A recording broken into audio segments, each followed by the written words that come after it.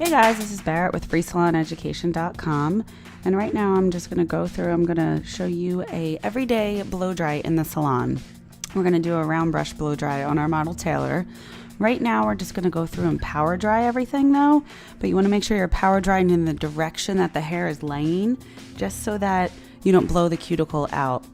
If you go in and start a round brush blow dry right away, right from the shampoo bowl, you're going to be there for hours on end. And you want to show that your clients too that this is something they can go home and do themselves, and they don't have to. They can walk around the house, let their hair air dry a little bit if they want to, and then go in. So the first section, I'm going to start in the front. I always like to section the back off from the front when we're going through, because I am going to do a set on this blow dry. You never want to take a section that's bigger than the brush that you're using. I'm using a large round brush right now, and it's one of the ones that has a metal barrel on it, and that's important because you want to make sure it's nice and sleek and nice and smooth. Taylor does have really great hair, so she doesn't have a lot of damage to the hair, but if for someone who does have a little bit more damage, maybe somebody who's a more blonde, you want to go in and you want to make sure that it's going to put some nice shine on the hair with the metal barrel. But making sure that the section that you take is never bigger than the brush that you're using, like I said before, because then you're not going to get all of the hair around the brush, and you're going to have part of the hair a little bit curly, part of the hair feeling finished, and you want to make sure that every section is completely sleek and completely finished and curled for you. As we move up to the top of this blow dry, on the side sections, we are going to pull a little bit more straight up from where the hair is living, just because that's where we're going to maximize the volume in this blow dry. If you were to pull it more straight out, as you're going to see a little bit later in the blow dry, we are going to pull a little bit more straight out because you don't need a ton of volume in certain places. Sometimes you're going to see me pulling a little over the part line, so over direct it a little bit. And you can see right there, as I'm twirling it out of the brush, I just pinch it at the ends, and sometimes if you just pinch it at the end and then unravel it from the brush, it adds a little bit more curl and a little bit more texture to the end of the brush. Moving on to the heavy side of the hair, same things as we did on the other side that we started on. You're going to pull straight up, just slightly over directing it from where it's living, making sure that it's really dry at the root and at the ends. You saw right there, I pulled it through a little bit more, rounded it a little bit more at the ends, because you want to make sure all the shine is at the ends, the midshaft and the root. If you just focus on the root, then you're going to have really beautiful hair at the root and a little bit frizzy at the ends. You want to make sure it's completely polished and completely finished all the way through the sectioning. I have a lot of clients ask me all the time, well, it's still really, it didn't feel finished. It didn't feel, like it did when I left the salon with you. This is a blow dry that you can come in and have somebody get once a week. I have a lot of clients who come in and get this done once a week on their hair, but it's also something you can teach them to do on their own to make it feel like they walked out of the salon, because everybody is going to ask them then, well, where do you get your hair done? Who taught you how to do that?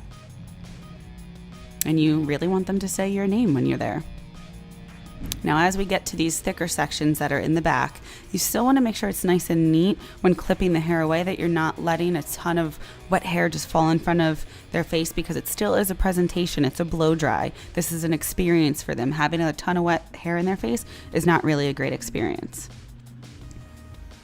You're going to see me section it into two sides, a left and a right, when the section gets thicker, because it's not big enough. The brush is not as long as the section is. So you're going to have two smaller sections as we get to the heavier side, more towards the fringe area of her hair.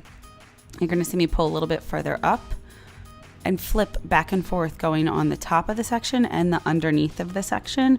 And that's something that I really like to do that's important, because then you get it sleek underneath and you get it sleek on top as you unravel it, and then taking both sections together, forming one gigantic curl and pinning it up in the pin curl clip. When doing a set, I'm right-handed, so I always like to pin everything on the right-hand side. If you're left-handed, pinning it on the left side, just keeping it nice and organized is something that really works well, because then when you go to take them out, you always know, okay, they're on the right side or they're all on the left side, the pin curl clips. So you're going to see that it just adds to their experience. They see that you're nice and organized, which is great. Same thing on this section, because it's the front section. Taylor likes to wear her hair a little bit more coming down over her forehead. So I'm going to pull it and over direct it slightly over. You saw me go back and forth with it.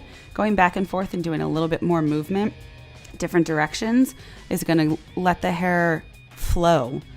And when you're doing a round brush blow dry, especially with a larger round brush, you really want it to feel bouncy, and you want it to have a lot of movement in the hair when you have long hair.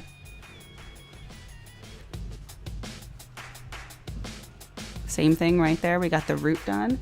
Now we want to get the mid shaft done. And then we're going to go through and do the ends, making sure that they're nice and smooth and curled.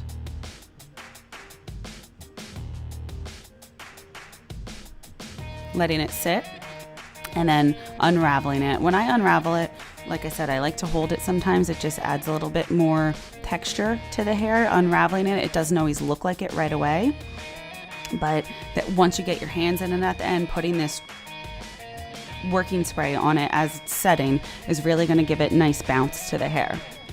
Now we're moving down to the nape of the neck, and I'm going through and I'm blow drying just one side at a time, because the nape of the neck is a little bit wider.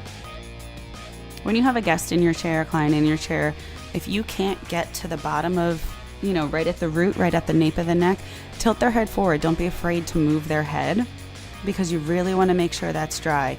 You always have people who say, but, in a class when I'm teaching something, they say, but it's still dry underneath there. You want to make sure if it's not dry underneath, it's the same thing as the foundation of a house. If it's not completely built and well structured from the beginning, everything that's holding it up, it's going to fall down. Same thing with a blow dry, especially a round brush blow dry. If the root underneath is completely still wet, but everything else looks nice, it's not going to last very long. And then that person's going to walk out and, especially at this time of year, you want to make sure that hair is completely dry. The foundation of the hair is super important when it comes to this blow dry. As we're moving up in the hair, we're still taking horizontal sections, same width of the brush, but I'm going through and doing all of the sections and then pinning them up.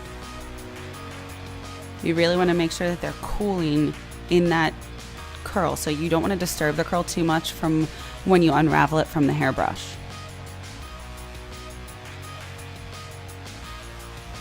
I know I've had stylists ask me, well, look, sometimes I feel like I'm round brushing and I'm taking too many sections and, I'm pulling it through the hair so many times. That's okay. You want to make sure that, like I said before, it's completely sleek on each side. Pull it in different directions. Go through that section as many times as you need to set the curl in there. Once the hair is dry, then you know that the curl's set in there, and you can set it up in a pin curl. This blow dry you can also do without setting it in pin curl clips and doing a round brush set. This is something that just helps the curl last a little bit longer on the hair and live a little bit longer through their day.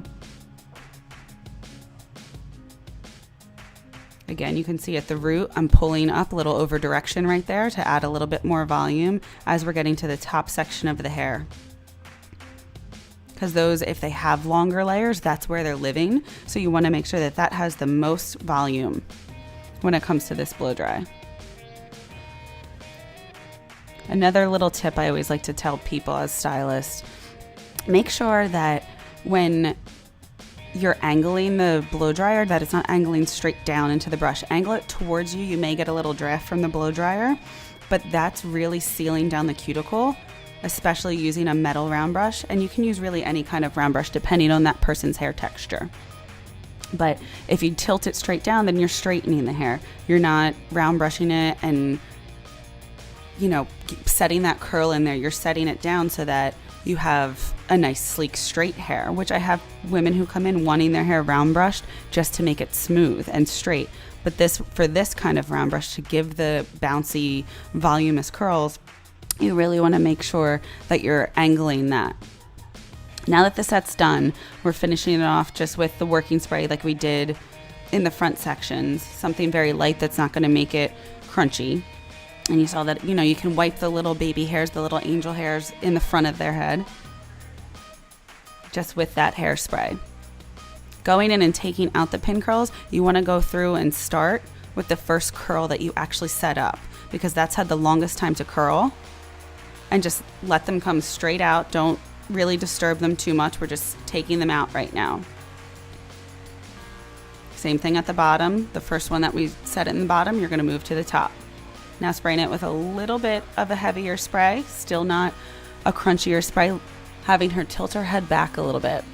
Getting your hands in there. You want to make it feel like you can actually touch the hair. And stepping in front, as a stylist, use your mirror. Make sure that the front of their hair, where they have that part, goes through. If you still feel like you need to spray it a little bit, see those bouncy curls lifting up that volume. It's still set in there. And then going through with the shine spray just to really, really finish it. You shouldn't be afraid to touch that person's hair after you go through with the round brush that you're going to disturb it. Now we're going in with a firmer spray to set in where we have all the curl.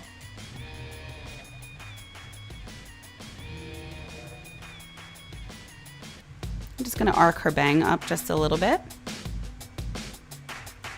defining the curls and then pushing them straight forward. Seeing how shiny and bouncy the end of her hair is. That's why it's so important to finish from root to mid-shaft to ends with this kind of round brushing.